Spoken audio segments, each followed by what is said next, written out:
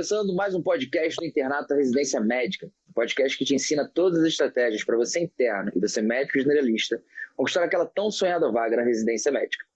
Meu nome é Felipe Barreto. Meu nome é Eduardo. E o tema de hoje é o sacrifício necessário para escolher sua residência médica. Existe um mantra que a gente ouve de quase todas as pessoas, quase todos os cursinhos, dizendo o seguinte: se você quiser estudar e escolher a sua residência, cara, basta sentar a bunda na cadeira e estudar. E aí, Edu?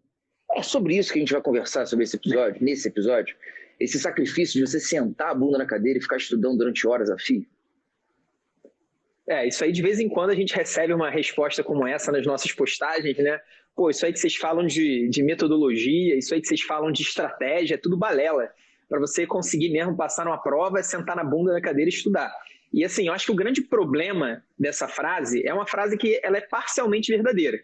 Porque é óbvio que é necessário você sentar a bunda na cadeira e estudar para você ser aprovado numa grande residência médica. Então, a premissa é você estudar. É você realmente se sacrificar de alguma maneira. Agora, é óbvio que essa não é a única variável que vai fazer diferença no seu resultado. Não é só sentar a bunda na cadeira e estudar, e existe uma dosagem disso aí. Eu acho que hoje o assunto é basicamente a gente tentar chegar na dose certa. Porque assim como o medicamento, a gente sabe que o que diferencia... Tem uma frase aí que qualquer pessoa conhece, que o que diferencia o tratamento do veneno é a dose. Então, o tratamento e o veneno que diferencia a dose, eu acho que é a mesma coisa pensando numa preparação para um concurso, como é a prova de residência. Se você exagera na dose do sentar a bunda na cadeira e estudar, você pode acabar não conseguindo, você pode acabar tendo o efeito contrário. Você pode acabar tendo um ano muito ruim para você, de todos os aspectos de saúde física, saúde mental, e ainda por cima não conseguir sua vaga. Ou mesmo que você consiga a sua vaga, você pode estar tão sacrificado no final desse ano que você não vai aguentar o seu R1, o seu primeiro ano de residência, porque o primeiro ano de residência é um ano que a gente precisa estar muito bem também para conseguir lidar, né, com as dificuldades do R1. Todo mundo aqui já deve ter conversado com alguém no R1 e muitas especialidades, muitas instituições têm um primeiro ano de residência bem pesado. E às vezes a gente conseguir uma vaga, mas conseguir ali, tendo sacrificado a nossa saúde, pode ser que não vale a pena. É interessante, né, cara? Comecei a ler um livro ontem chamado Sutil Arte de Ligar o Foda-se, que é do Mark Ransom. E aí ele disse que, segundo a história dele, ele era um cara que ele sempre quis ser astro de rock. E ele passou por 20 anos da vida dele pensando em ser um astro de rock. E ele sempre pensava, cara, eu vou ser um astro de rock e no final das contas eu vou ser feliz, porque, eu vou imaginar eu tô lá cantando pra todo mundo, tocando, tá, um monte de grupo, e que ele é bem sexualizado, então, um monte de grupo ele atrás de mim. Só que no final das contas ele disse que quando ele começou realmente a comprar os ferramentas para começar a treinar e tentar ser o astro de rock, ele acabou não conseguindo, porque na verdade o que ele queria era só o resultado final, mas ele não estava disposto a passar pelo esforço que seria para chegar naquele resultado final. E aí, no final das contas, o que acontece com a gente é que a gente fica pensando, não, eu quero ser um cardiologista incrível, eu quero ser um cirurgião vascular, que todo mundo me chama atenção, eu quero ser a dermatologista das estrelas. Só que talvez a gente não esteja disposto a passar por uma dificuldade para chegar nesse resultado, se essa dificuldade, se esse sacrifício for muito intenso, se esse sacrifício for muito grande. E aí você fica pensando, mas eu quero escolher minha residência médica. Eu não quero fazer dermatologia numa instituição no meio do interior do Rio, no meio do interior de São Paulo. Eu quero escolher na USP, quero fazer na FRJ, quero fazer SESC Pernambuco, quero fazer IANSP, quero fazer UFSC, que são instituições difíceis. Então, o fato é, há uma dificuldade maior para que você consiga escolher a residência médica. Há uma dificuldade maior para que você consiga escolher a sua instituição onde você vai fazer essa residência. Será que esse sacrifício vale a pena? Será que o sacrifício a mais de você conseguir escolher a sua residência médica vale a pena? Então, Barreto, eu acho que, sem dúvida, depende muito das opções de carreira da pessoa. Então, tem pessoas que às vezes a pessoa até quer uma instituição muito boa, mas ela quer uma especialidade que é uma especialidade mais fácil de passar. Menos pessoas querem, acaba sendo uma concorrência menor, e aí, nesse caso, ela vai precisar de um sacrifício um pouco menor do que aquela pessoa que quer passar em dermato, por exemplo, que normalmente tem poucas vagas. Então, depende da opção de carreira da pessoa. Mas eu diria que na maioria das vezes, na grande maioria das vezes, vale a pena sim você sacrificar um pouco mais para conseguir uma vaga de residência melhor. A gente sabe que, assim como as vagas da graduação de medicina cresceram nos últimos anos, as vagas de residência médica também têm crescido. Cresce num ritmo mais lento do que as vagas de graduação, por isso que a concorrência está ficando um pouco mais acirrada, mas elas crescem. Só que crescem normalmente em qualidade ruim. Então cresce para lugares e para hospitais que não tem toda aquela estrutura, cresce para o lugar onde você não vai ter aquele preceptor que tem os incentivos para te ensinar, que quer fazer de você um grande especialista, cresce muitas vezes para aqueles lugares onde é necessário uma mão de obra barata. Então, assim, claro que a pessoa pode falar, não estou nem aí, só quero o meu diploma aqui de cirurgião geral, não importa se eu vou ser mão de obra barata, se eu vou aprender a fazer cirurgia como açougueiro. Tem gente que pode ter um pouco dessa mentalidade, mas eu diria que, se fosse eu, pelo menos, é uma coisa pessoal, se fosse eu com certeza tentaria um sacrifício maior para conseguir uma vaga melhor. E assim, essa vaga melhor não é só o renome do hospital, às vezes tem lugares que não tem todo esse nome, às vezes lugares até mais recentes que têm boas residências.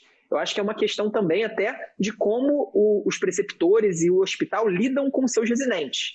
Se você vai para um lugar em que os residentes são tratados como escravos, são tratados como mão de obra barata, nesse caso você vai sofrer bastante. E eu já vi muita gente, inclusive, largando residência. A gente vê todos os anos uma galera largando residência por causa disso e por conta de outros fatores. Então pode ser que esse atalho, vamos sacrificar menos aqui para conseguir uma vaga mais ou menos. Pode ser que isso acabe levando para lugar nenhum, acabe sendo uma perda de tempo.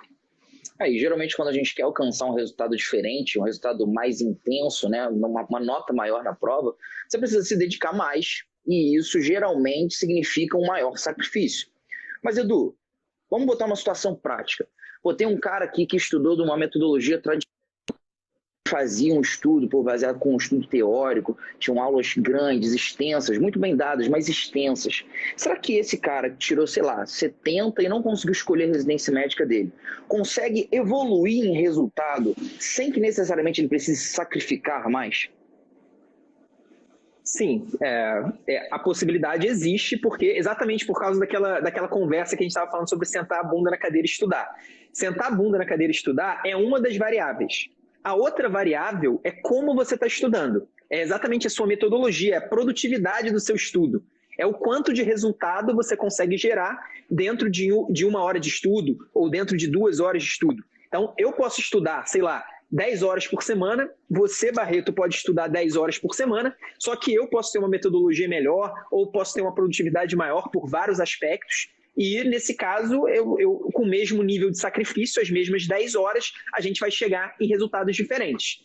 Claro que outro fator que também influencia é o ponto de partida, né?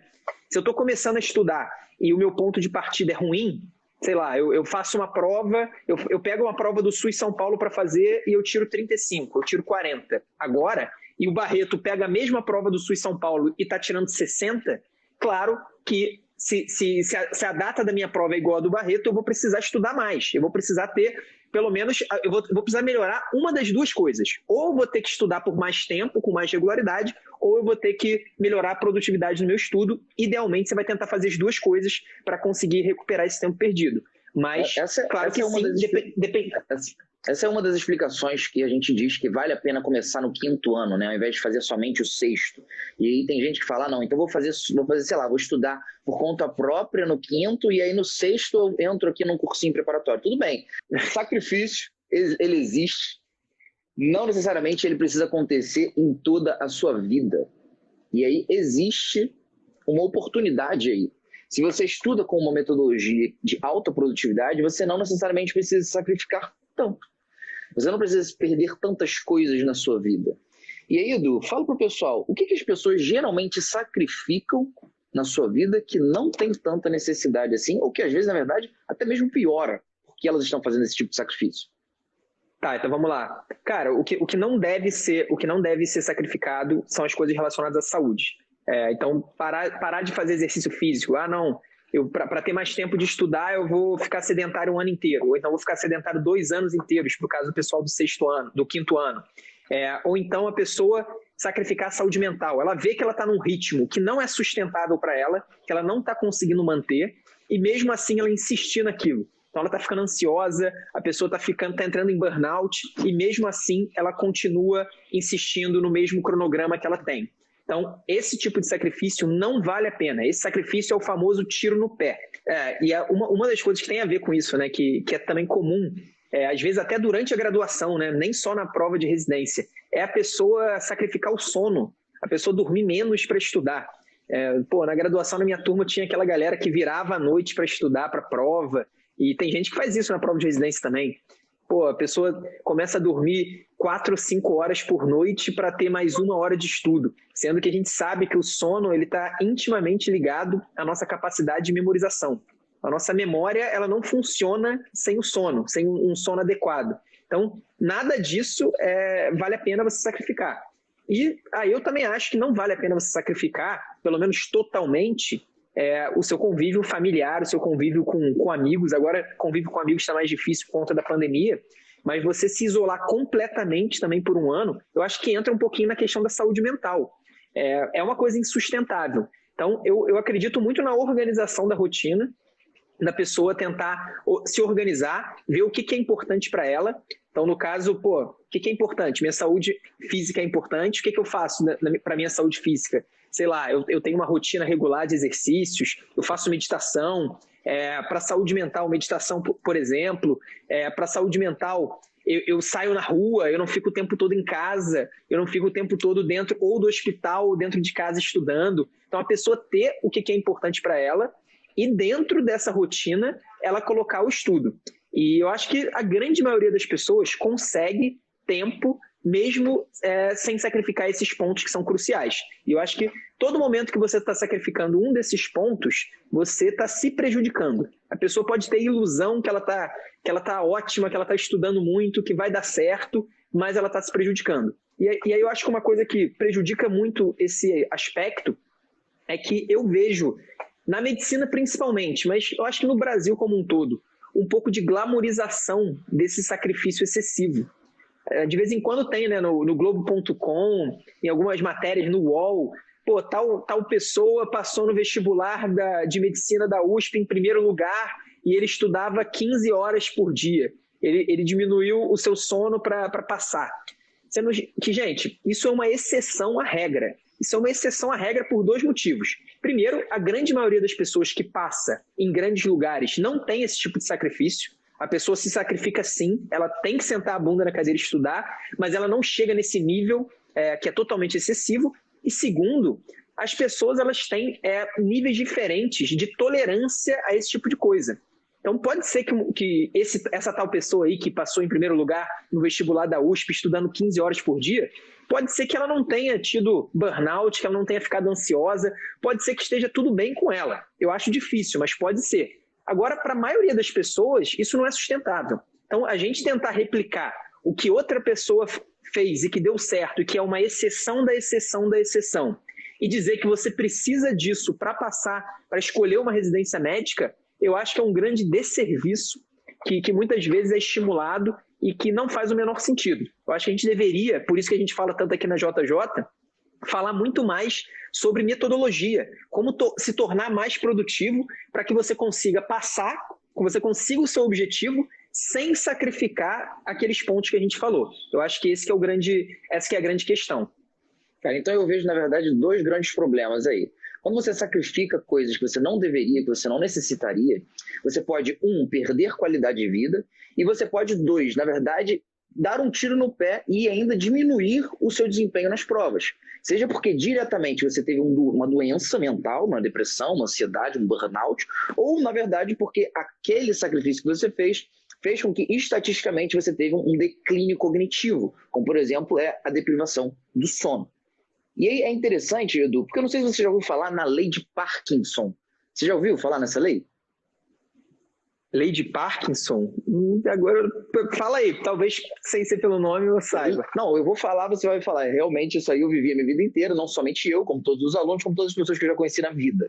A lei de Parkinson, não sei se foi descrita pelo mesmo cara que falou sobre doença de Parkinson, mas ela diz o seguinte: você faz uma tarefa no período determinado que você diz que tem para fazer aquela tarefa. Então, se você, por exemplo, tem que fazer um TCC em 12 meses, você tem 12 meses de deadline, você faz em 12 meses.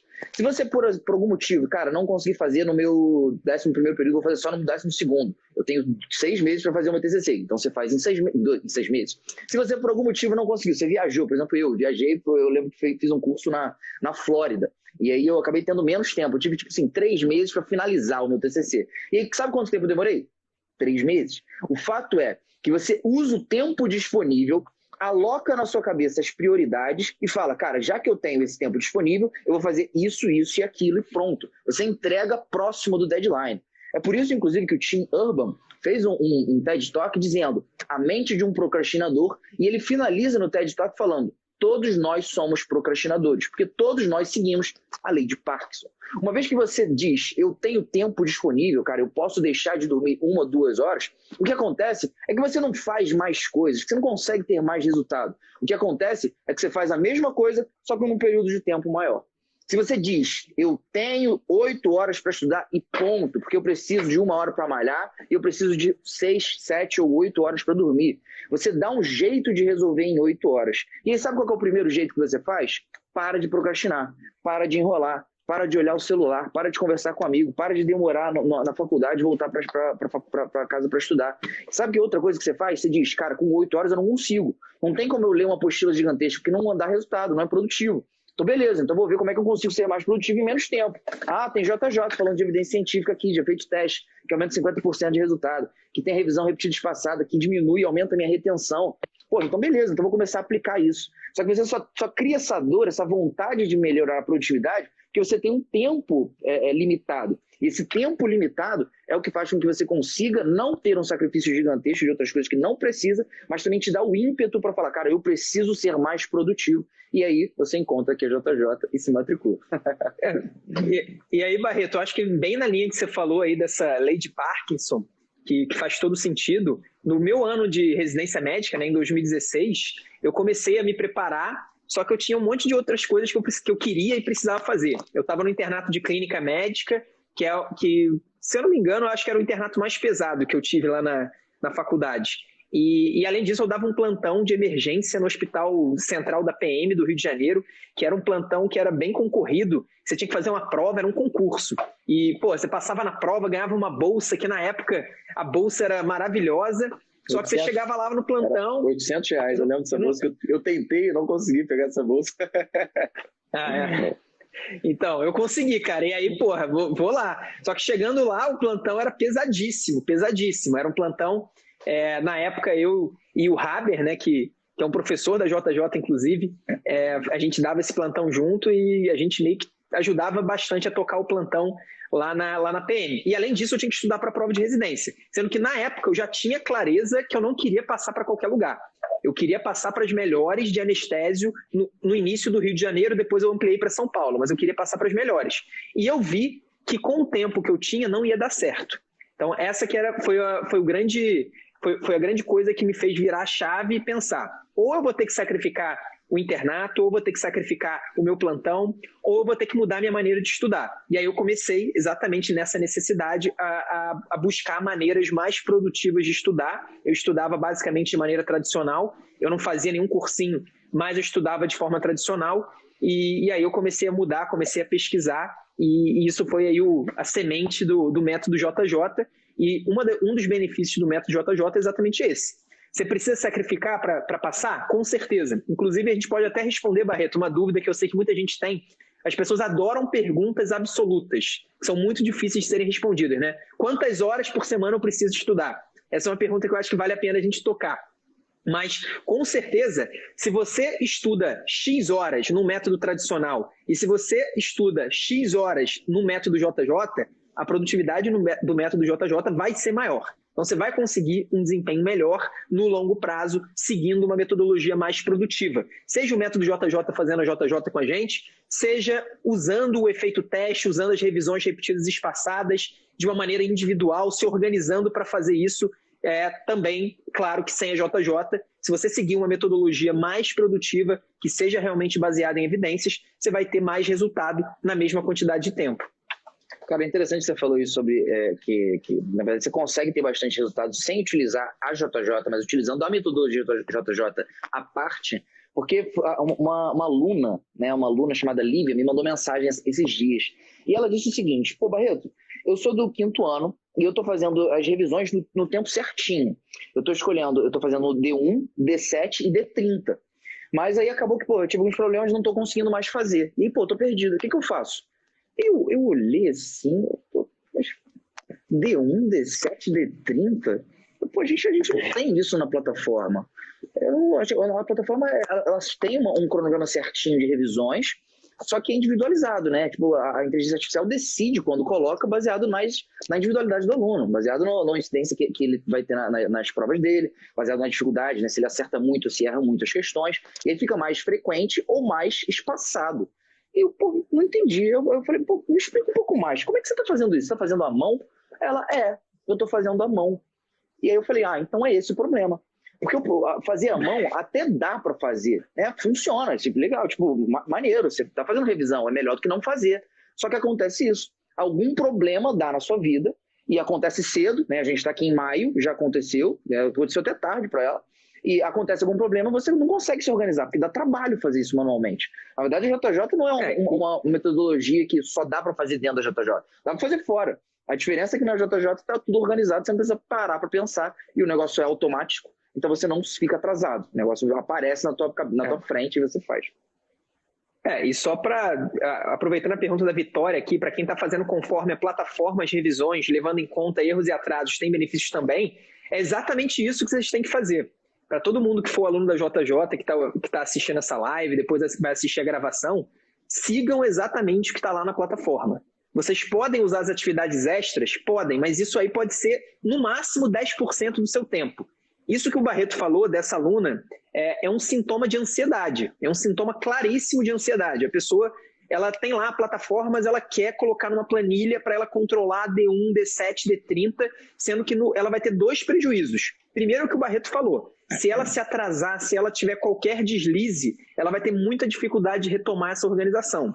Segundo, ela está tratando da mesma maneira temas com importâncias diferentes. Então, se ela tem um protocolo de revisão, ela vai usar esse protocolo para estudar trauma e para revisar trauma, e o mesmo protocolo para estudar e revisar vasculite. Sendo que trauma, na grande maioria dos concursos, talvez em todos os concursos de residência médica do Brasil, é um tema muito mais frequente e muito mais importante do que vasculite. Então, faz mais sentido você ter uma revisão mais frequente de trauma do que vasculite. Então, para quem for aluno JJ, não faça isso, até porque a gente já mostrou em uma das lives, vamos mostrar de novo, mas existe uma correlação muito forte, uma correlação íntima entre frequência na revisão inteligente, que é exatamente fazer questões, é o que a gente está falando agora, e o resultado nos simulados, e esses resultados nos simulados eles vão, claro, se refletir na hora dos concursos.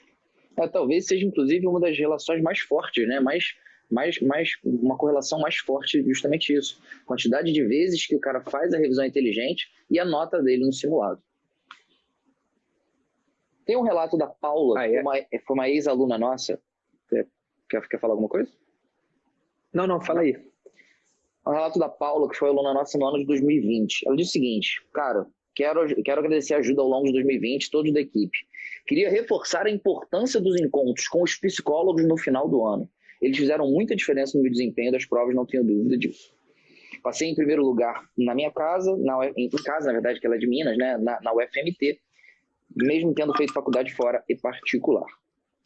Esse relato é só para demonstrar o quanto que esse acompanhamento, né, para quem não sabe, a gente tem uma equipe de psicólogos, a gente tem um professor de educação física também, com o objetivo de que os alunos sejam impelidos a terem esse contato com um grupo de psicólogos que estejam falando sobre as dificuldades, burnout, estresse, ansiedade, e um cara de educação física, professor, que dá aula 3 vezes por semana, para que os alunos não fiquem sedentários.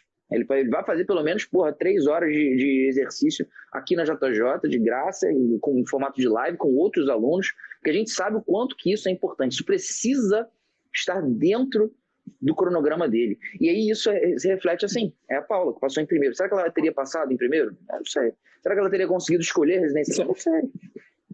Fala. Só um detalhezinho, cara, eu não sei se eu entendi errado, mas o FMT não é Minas não, tá, Barreto? O FMT é Mato Grosso, cara. Não, e o pior é verdade. O pior é que eu nasci em Mato Grosso, cara. Você sabe que eu não sou carioca, né? Você nasceu lá perdido, nasceu onde? Cuiabá? Eu nasci em Rondonópolis, eu sou rondonopolitano. Cara, tem alguém aí do Mato Grosso, perdão a ignorância do Barreto, o FMT, o FMG é parecido, mas... o FTM também tem.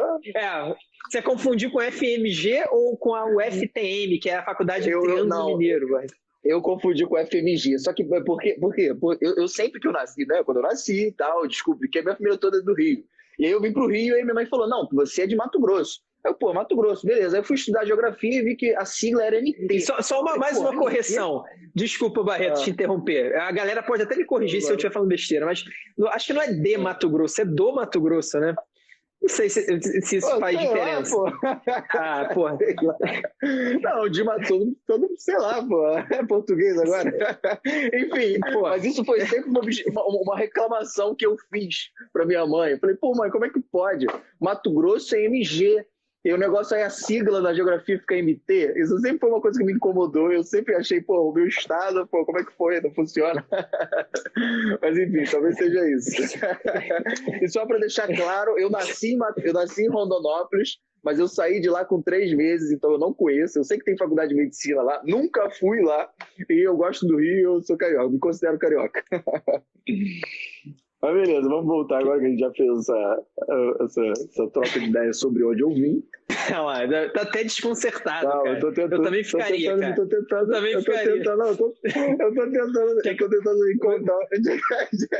Eu não tô desconcertado, eu me perdi, pô. Mas vamos lá, me achei.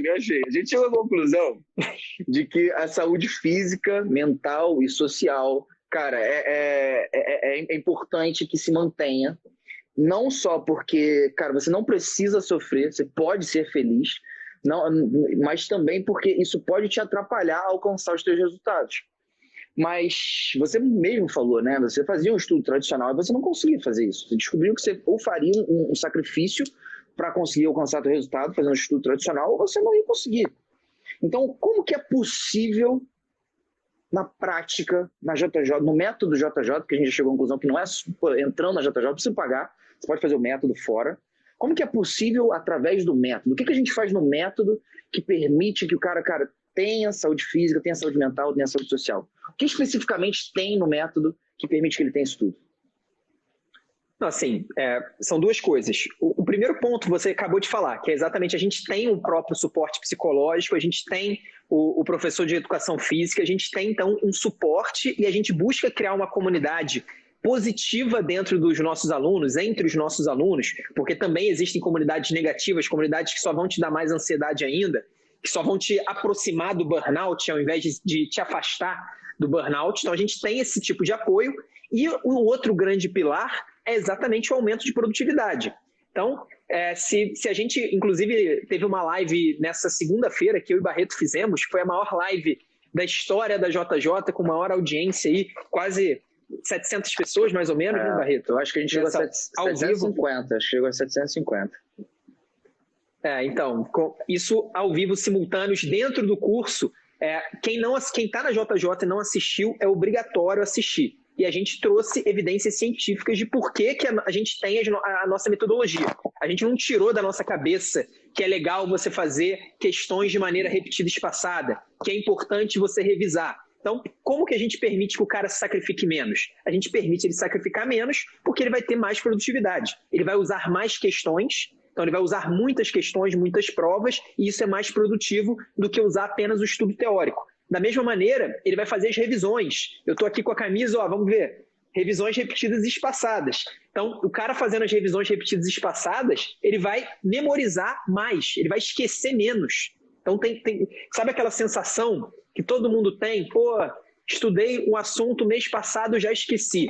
Na verdade, não é uma sensação, é a realidade. As pessoas esquecem o que elas estudam e não revisam. Então, na JJ, a gente tem a preocupação de fazer os nossos alunos revisarem constantemente. Então, de todos esses aspectos da metodologia, o estudo do cara fica mais produtivo, então ele tem mais eficiência, ele tem mais efetividade, e aí com isso ele consegue ter um sacrifício menor. Além disso, uma coisa importante, Barreto, que você falou ali na questão lá da lei de Parkinson, que, pô, você sempre... Acho que a lei de Parkinson poderia ser quase uma lei da procrastinação, né? Você sempre vai procrastinar para o prazo que foi dado para você.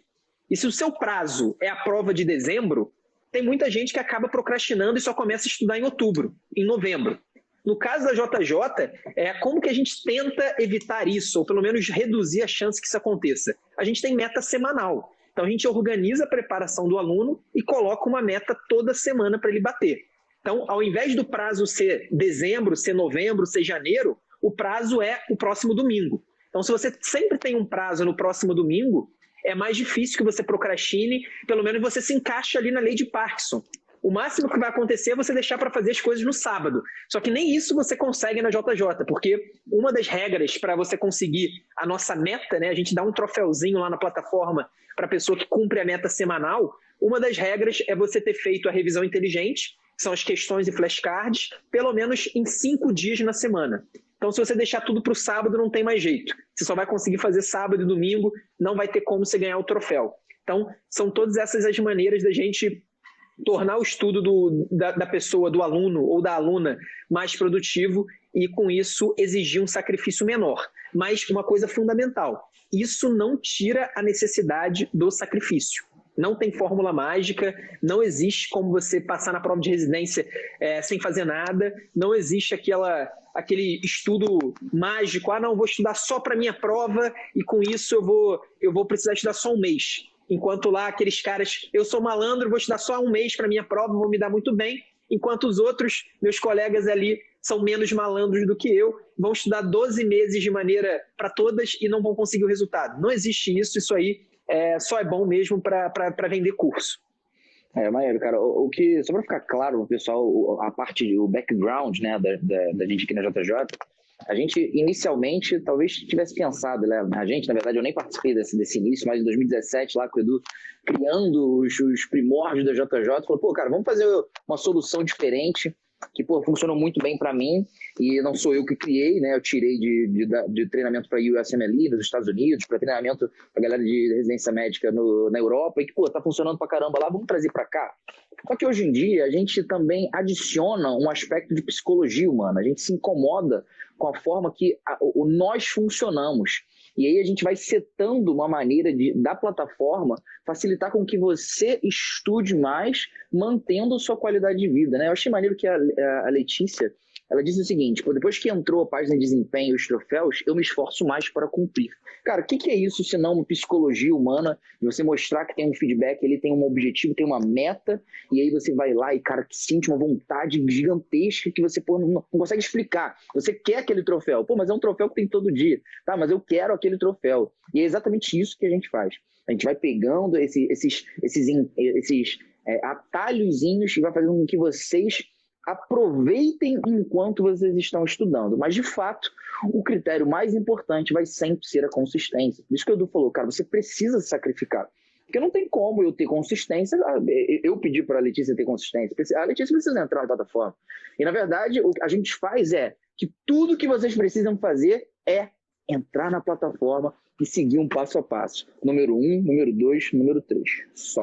Se vocês fazem isso, a gente colocou de uma maneira que, porra, aparece o material correto, aparece o tipo no momento correto, aparece na consistência, na dificuldade, na frequência que você precisa para que você consiga se desenvolver. É como se a gente estivesse tirando a parte do sacrifício que faz mal e deixando o sacrifício que faz bem para que você consiga preenchê-lo. Agora, se você quiser fazer uma planilha sozinho de sacrifícios, pode até ser que funcione, mas eu nunca vi acontecer.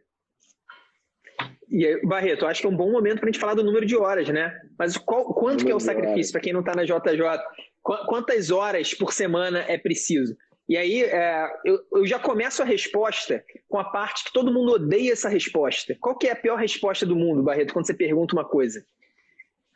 Depende. Sabe qual que é? Depende. Exatamente. A pior resposta do mundo é o depende. Só que assim, eu vou responder depende, mas eu vou fazer uma vírgula, para pelo menos a gente poder se aprofundar um pouquinho mais nisso. Depende por quê? Primeiro, depende de onde você quer chegar. Se você quer passar em dermatologia na USP ou na Unifesp, só nessas duas, você vai precisar estudar, ter um sacrifício maior do que quem quer passar para uma especialidade menos concorrida numa instituição menos concorrida. Então, claro que depende de onde você quer chegar. Depende também de onde você está. É aquilo que eu falei. Se eu tenho uma base muito boa, eu preciso, na teoria, estudar menos do que uma pessoa que tem uma base não tão boa assim. E, claro, depende também da sua metodologia, da sua produtividade. Então, vamos colocar aqui que imagina que a pessoa tem a mesma metodologia, são 2 alunos da JJ que estão seguindo certinho o cronograma e elas querem passar para mais ou menos os mesmos lugares e são lugares muito concorridos. Então a gente sempre tenta mirar no mais difícil possível, porque se a pessoa passa no mais difícil possível, ela passa em todos os outros. Então nesse caso, para nós, as nossas atividades, normalmente você precisa de 15 a 20 horas por semana para você cumprir bem todas as nossas atividades. Claro que depende também do ritmo da pessoa. Então, tem pessoas que não conseguem fazer a revisão inteligente em menos do que 3 horas. Tem pessoas que fazem 1h30. A gente tem os dados do ano passado e dos primeiros meses desse ano de qual que é a velocidade média dos alunos. E aí, utilizando essa velocidade média, a gente chega que os alunos de 6º ano, para cumprir as metas, eles precisam aí de aproximadamente 15 a 20 horas por semana. Eduardo, Barreto, eu não tenho 15 a 20 horas por semana. Eu trabalho pra caramba, eu tenho família já, eu tenho filhos, eu tenho que cuidar dos meus filhos, ao mesmo tempo eu tenho que sustentar os meus filhos, eu dou plantão, ou então meu internato é extremamente pesado, não consigo 15 a 20 horas. O que eu faço? Nesse caso, você vai diminuir um pouco a sua meta, você pode diminuir para 12 horas por semana, para 10 horas por semana, mas vai manter a mesma proporção das atividades. Então, você não vai focar só no estudo teórico. Esse é um erro gravíssimo de quem tem pouco tempo. A pessoa acha que, como ela tem pouco tempo, ela precisa estudar todos os assuntos. E aí, dane-se as revisões, dane-se as provas, dane-se os simulados, dane-se todo o resto. Nesse caso, você está indo muito perto de não conseguir sua vaga. Você está indo na direção de dar errado, porque você está diminuindo o seu tempo, porque você não tem tempo, então você diminui o seu sacrifício em relação à média, que está lá fazendo 15 a 20 horas, e além disso, você também está diminuindo a produtividade do seu estudo. Então você tem 2 prejuízos que estão se somando, e nesse caso, provavelmente, você não vai conseguir. Então, se você tem menos tempo, estuda 12 horas por semana, estuda 10 horas por semana, com muita regularidade, mantendo as atividades, a proporção de atividades, porque normalmente, inclusive, quem estuda 12 horas, se você estudar 12 horas toda semana no método JJ, a chance de você não passar, eu diria que é pequena. Eu diria, é só se você realmente está numa base muito ruim e quer um lugar muito bom. Nesse caso, pode ser que você não seja aprovado. Mas se você não tem essas características, provavelmente você vai conseguir passar. No mínimo, você vai ter uma enorme evolução visando o ano seguinte. Isso funciona, na verdade, para todo o resto da sua vida, né? Você sabe, você fala direto aí que eu estou aprendendo francês e o piano. Cara, eu estou estudando piano há, sei lá, 1 ano e 4 meses. E a quantidade de coisas que eu evoluí, né, a minha habilidade no piano, é uma evolução gigantesca, tremenda. Eu ainda sou muito ruim, mas é notável assim, a diferença de quando eu comecei para agora. Agora eu consigo me divertir, eu consigo tocar uma música. Sabe aquela, acho que é Monteiro, uma música famosinha de um rapper americano? Sei. Pô, é uma música maneira que tá tocando, e aí, pô, eu coloquei ele pra tocar, tô aprendendo. Tipo assim, eu consigo me divertir hoje. E foi em 1 ano musicais? Não tenho. Sempre foi difícil. Mas o que eu fazia? Cara, eu feito teste todo dia e revisão eu tinha despassado. Só não tinha inteligência artificial para me dizer qual que era a tecla que eu tava anotando, tava clicando errado. Mas a metodologia JJ eu tentei aplicar. E aí, pô, eu consigo... E pra vocês terem noção, eu treino 10 a 15 minutos por dia. Que não é uma coisa assim absurda. São 10 a 15 minutos por dia. Em uma semana dá o quê? 1 hora, 1h30, 2 horas, talvez no máximo. Então não é um absurdo e, pô, eu tive uma evolução gigantesca. E é o que vocês... Vamos fazer Vamos fazer um vlog, Barreto, de você aprendendo alguma coisa, cara, na Método Boa. JJ? Posso fazer. Vamos começar? Posso fazer. Você sabe jogar xadrez? Eu já competi xadrez, cara. Então tem que ser outra coisa. Mas eu quero aprender a tocar CDJ. Alemão. Não, vamos aprender alemão. CDJ de DJ. Eu vou fazer um blog disso. Boa ideia. Quero mais desafiador, mas alemão eu acho maneiro. Pô, alemão, mas eu tô aprendendo francês, cara. Vou mudar o francês pro. Pô, não. Vamos pensar em alguma coisa. Mas o CDJ é difícil, você tem que ir errado, né? Do galera que tá assistindo. Não sei, vamos pensar numa parada maneira. Então. O que a galera vai. Depois, se a galera tiver ideias aí pra aprender usando o método JJ, que aí a gente vai. Vamos fazer um vlog disso. Tem que ser alguma coisa interessante pra mim também, né, pô? É porque tem que encaixar na plataforma, cara. Tem que encaixar na plataforma.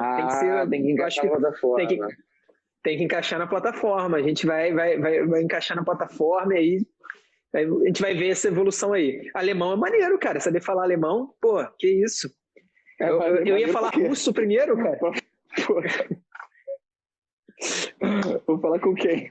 Vou viajar para Alemanha, tenho que viajar para Alemanha todo ano, é isso, para falar alemão. Pô, francês não, francês é a língua mais falada no mundo dos negócios. Eu tenho certeza que a JJ daqui a pouco vai virar internacionalizado, então por isso que eu estou me adiantando. Não. Mais do que o inglês. Mais do que o inglês. Não, aí eu truco, Barreto, truco. Então deve ser impossível, cara. Deve ser impossível, cara. Não. Deve ser a segunda. Cara, a segunda eu já acho difícil. Mas a primeira não é assim, nem de longe, vai. Eu vou pesquisar no Google. Talvez no século XIX, no século XVIII. Talvez. Pô, que isso, cara? Não, aí não. Tu já mandou que o FMT era Minas Gerais. Agora tu vai mandar que o francês é mais falado que o inglês no mundo dos negócios. Eu falaria o que eu achei aqui no Google, só que não está sendo propício para o meu argumento. Então eu vou falar que, na verdade, eu preciso procurar com mais afinco.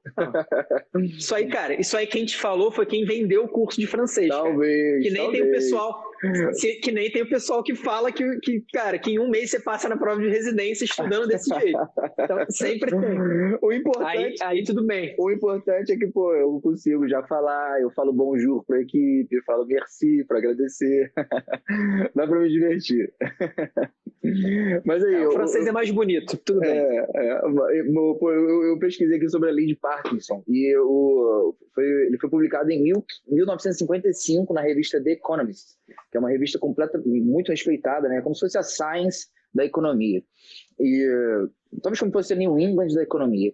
E aí eu achei maneira a frase que ele colocou aqui, como se fosse, resumindo, né, a ideia. Ele disse o seguinte, entre aspas: o trabalho se expande de modo a preencher o tempo disponível para a sua realização. E ele descobriu isso através de um ensaio, onde ele viu que numa marinha houve um declínio, né, de 2/3 de navios da marinha e de 1/3 do pessoal que trabalhava nessa marinha, né, os marinheiros, enfim, em si. Só que, ainda assim, nos anos que isso aconteceu, você teve um aumento de 6% das pessoas que organizavam, faziam a parte burocrática da parada. E ele viu, cara, realmente, pô, as pessoas acabaram diminuindo a sua produtividade porque o tempo era a mesma coisa e aí o trabalho se espaçava para preencher esse espaço.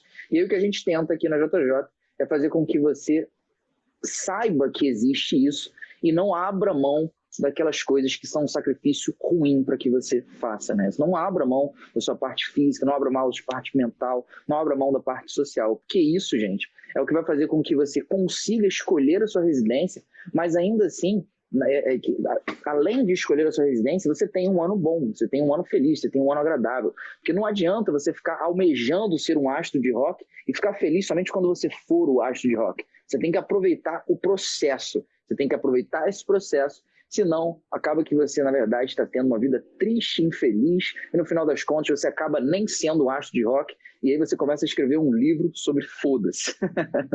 Talvez não seja esse o seu objetivo. Edu?